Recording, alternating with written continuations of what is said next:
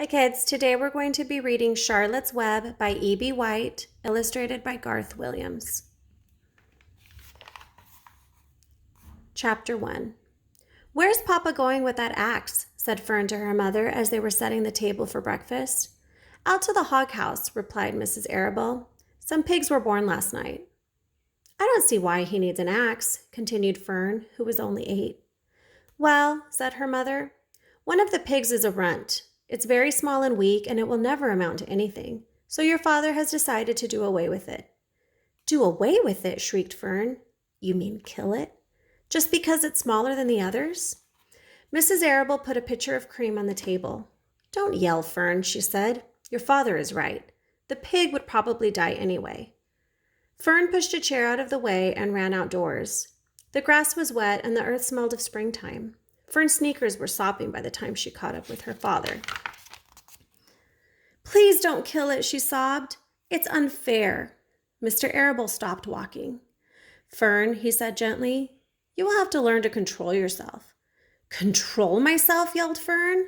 "This is a matter of life and death, and you talk about controlling myself?" Tears ran down her cheeks as she took hold of the axe and tried to pull it out of her father's hand. "Fern," said Mr. Arable, "I know more about raising a litter of pigs than you do.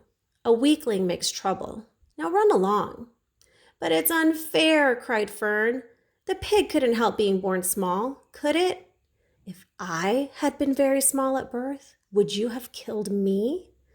Mr. Arable smiled. "Certainly not," he said, looking down at his daughter with love. "But this is different. A little girl is one thing and a little runty pig is another." "I see no difference," replied Fern, still hanging on to the axe. "This is the most terrible case of injustice I ever heard of."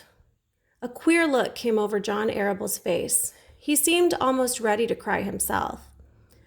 "All right," he said. "You go back to the house and I will bring the runt when I come in. I'll let you start in on the bottle, like a baby. Then you'll see what trouble a pig can be." When Mr. Arable returned to the house half an hour later, he carried a carton under his arm. Fern was upstairs changing her sneakers. The kitchen table was set for breakfast, and the room smelled of coffee, bacon, damp plaster, and wood smoke from the stove. "Put it on her chair," said Mrs. Arable. Mr. Arable set the carton down at Fern's place. Then he walked to the sink and washed his hands and dried them on the roller towel. Fern came slowly down the stairs. Her eyes were red from crying. As she approached her chair, the carton wobbled, and there was a scratching noise. Fern looked at her father. Then she lifted the lid of the carton. There inside, looking up at her, was the newborn pig. It was a white one. The morning light shone through its ears, turning them pink. "He's yours," said Mr. Arable, "saved from an untimely death, and may the good Lord forgive me for this foolishness." Fern couldn't take her eyes off the tiny pig. "Oh," she whispered. "Oh, look at him. He's absolutely perfect." She closed the carton carefully. First she kissed her father, then she kissed her mother. Then she opened the lid again, lifted the pig out, and held it against her cheek. At this moment, her brother Avery came into the room. Avery was 10. He was heavily armed, an air rifle in one hand, a wooden dagger in the other. "What's that?" he demanded. "What's Fern got?" "She's got a guest for breakfast," said Mrs. Arable. "Wash your hands and face, Avery." "Let's see it," said Avery, setting his gun down. "You call that miserable thing a pig?" "That's a fine specimen of a pig. It's no bigger than a white rat." "Wash up and eat your breakfast, Avery," said his mother. "The school bus will be along in half an hour." "Can I have a pig too, Pop?" asked Avery. "No, I only distribute pigs to early risers," said Mr. Arable. Fern was up at daylight, trying to rid the world of injustice. As a result, she now has a pig. A small one, to be sure, but nevertheless a pig. It just shows what can happen if a person gets out of bed promptly. Let's eat. But Fern couldn't eat until her pig had a drink of milk.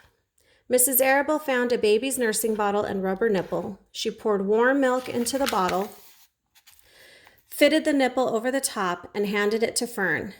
"Give him his breakfast," she said. A minute later, Fern was seated on the floor in the corner of the kitchen with her infant between her knees, teaching it to suck from the bottle. The pig, although tiny, had a good appetite and caught on quickly. The school bus honked from the road. "Run," commanded Mrs. Arabelle, taking the pig from Fern and slipping a donut into her hand. Avery grabbed his gun and another donut. The children ran out to the road and climbed into the bus. Fern took no notice of others in the bus.